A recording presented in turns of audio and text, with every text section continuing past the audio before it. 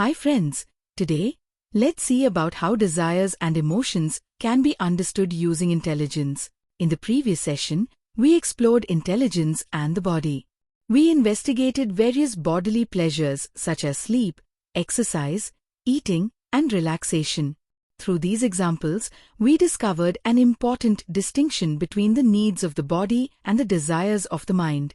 We saw that when a genuine bodily need is satisfied, it naturally brings pleasure and well-being. But when the mind seeks to repeat that pleasure beyond the body's actual need, desire begins to arise. We also observed that many of our difficulties may begin when we lose touch with the body's signals and become driven by desire rather than need. This naturally raises an important question. What exactly is desire? How does it arise? And what role does it play in our emotions and suffering? Let us investigate. Before we investigate desire, perhaps we should first ask a simple question. What is the mind? We cannot see the mind directly, but we can observe its activities. Thoughts appear in it. Memories appear in it. Habits operate through it. In a practical sense, the mind is a tool that helps us navigate daily life. It helps us learn, remember, plan, communicate, and make decisions. Let us look at three important aspects of the mind: thoughts, memory, and habits. Thoughts are constantly moving through the mind. They may be about the past, the future, other people, ourselves, our problems, our hopes, and our fears. Most of us experience thousands of thoughts every day. Memory allows us to store and recall experiences.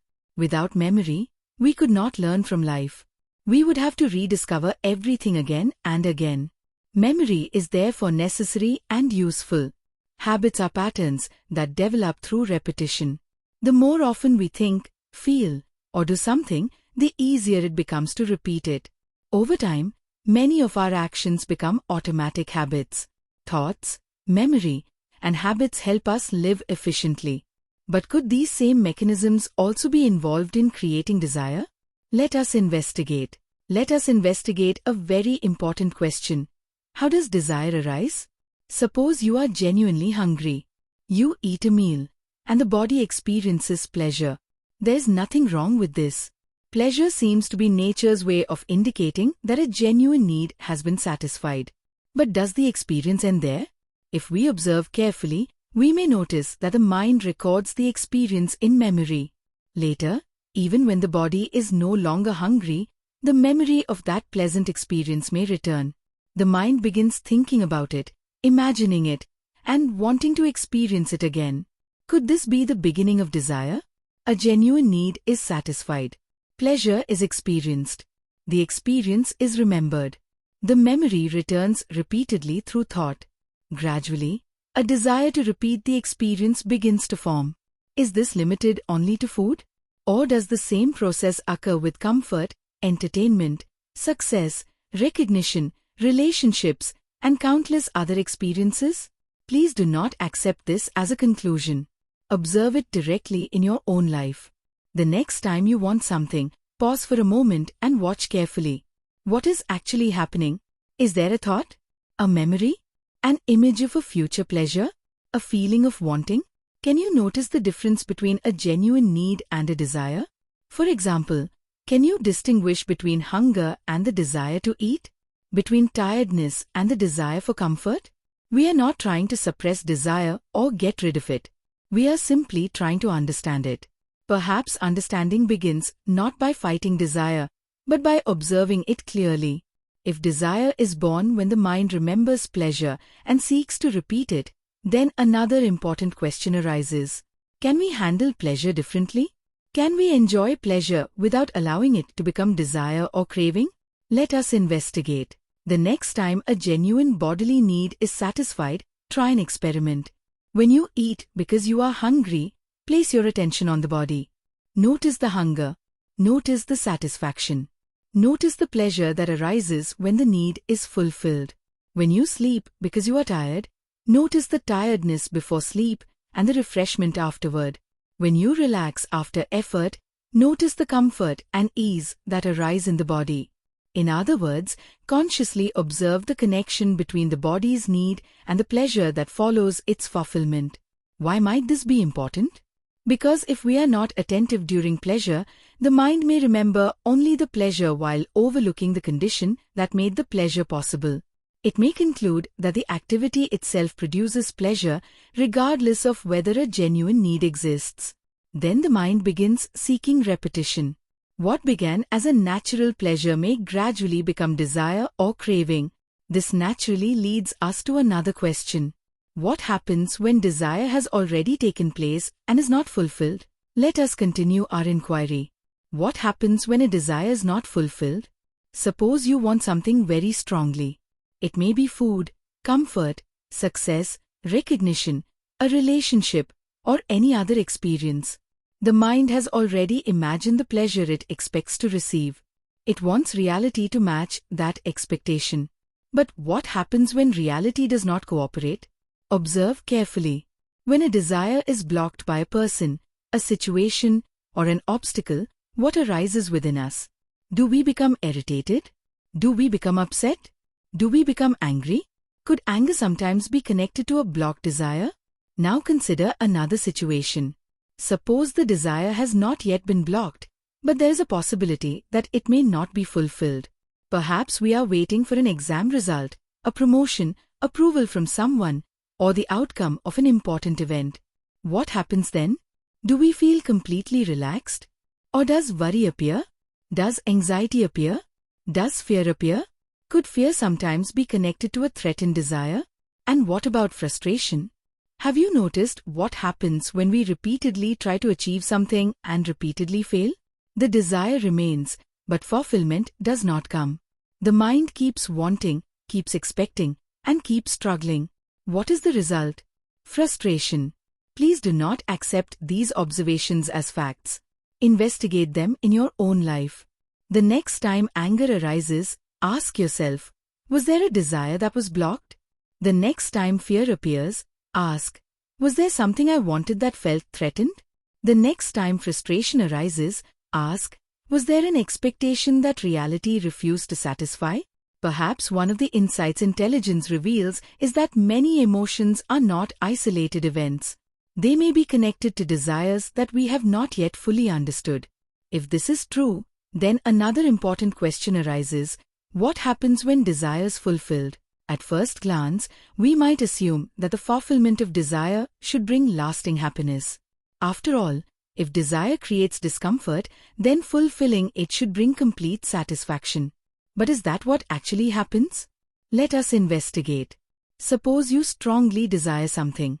It may be a possession, a relationship, success, recognition, or even a particular experience. After some effort, the desire is fulfilled. For a brief period, there may be pleasure, happiness, excitement, or relief. But what happens next? Does the mind simply enjoy the experience and move on? Or does something else begin to happen? Observe carefully. Once we obtain something that we value, do we become attached to it? Do we start thinking of it as mine? Do we begin wanting it to remain exactly as it is? Could attachment be the mind's attempt to hold on to a fulfilled desire? Now let us go one step further. What happens when there is a possibility of losing what we have gained? It may be a relationship, a position, money, reputation, health, or any other valued experience. What arises within us? Do we feel completely at ease? Or does fear begin to appear? Could fear sometimes arise not only when a desire is blocked, but also when a fulfilled desire is threatened with loss? And what about anxiety? Have you noticed that even after achieving what we want, the mind often remains uncertain? Will this continue? Will I keep it? Will things remain the same? What if something changes? Could anxiety sometimes be connected to the uncertainty surrounding our desires? Please do not accept these ideas as conclusions. Watch them in your own life. The next time you achieve something you strongly wanted, observe what happens afterward. Is there simple enjoyment? Is there attachment? Is there fear of losing it? Is there anxiety about the future? Perhaps one of the insights intelligence reveals is that the fulfillment of desire does not necessarily end the story.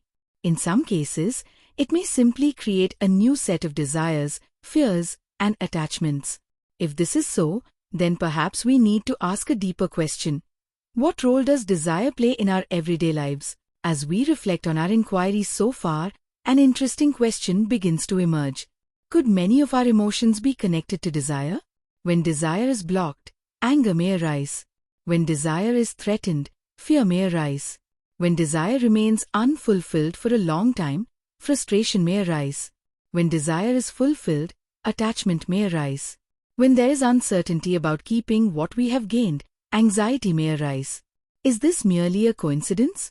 Or is there a deeper connection? Please do not accept this as a conclusion. Observe your own life.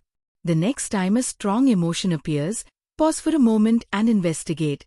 Is there a desire hidden behind it? Is there something you want, something you are afraid of losing, or something you are struggling to opt in? This does not mean that every emotion comes from desire. Life is complex, and emotions can have many causes. But could desire be playing a larger role than we normally realize? Perhaps one of the insights intelligence reveals is that desire often sits quietly in the background, while emotions appear in the foreground. We notice the anger, but we do not notice the blocked desire behind it. We notice the fear, but we do not notice the threatened desire beneath it. We notice the anxiety, but we do not notice the uncertainty surrounding something we want. If this is true, then understanding desire may help us understand many of our emotional reactions more clearly. And if we can understand our emotions more clearly, perhaps we can understand ourselves more deeply. Before we conclude, let us look at how desire operates in our everyday lives. Before we end, let us ask one final question. Is desire limited only to food, comfort, sleep, exercise, or other bodily pleasures? Or does it operate throughout our entire life? Observe carefully. Why do we seek success? Why do we seek recognition? Why do we seek wealth? Why do we seek status, relationships, knowledge, wisdom, or even spiritual experiences? What are we hoping to gain from them? Could desire be operating in all these areas as well? For example, when we desire recognition, what happens if we do not receive it? Do disappointment, frustration, or anger arise? When we desire success, what happens if success appears uncertain? Does fear or anxiety arise? And when success finally arrives, does desire completely disappear? Or does the mind immediately begin seeking the next achievement? The same question can be asked about relationships. We desire companionship, affection, appreciation, and understanding. There's nothing wrong with this. But can we observe what happens when these desires are not fulfilled? And what happens when they are fulfilled? Do attachment, fear of loss, and insecurity sometimes appear? Perhaps desire is far more widespread than we initially imagined. It may operate in our work, our relationships, our ambitions, our beliefs, and even in our search for happiness. It may influence many of the choices we make and many of the emotions we experience. Please do not accept this as a conclusion. Investigate it in your own life. Throughout the coming week, watch desire as it appears in different situations. What does it want? How does it influence your thoughts, emotions, and actions? What happens when it is fulfilled? What happens when it is not? Perhaps the more clearly we understand desire, the more clearly we can understand ourselves. And perhaps this understanding is one of the insights that intelligence reveals. Thank you. See you later.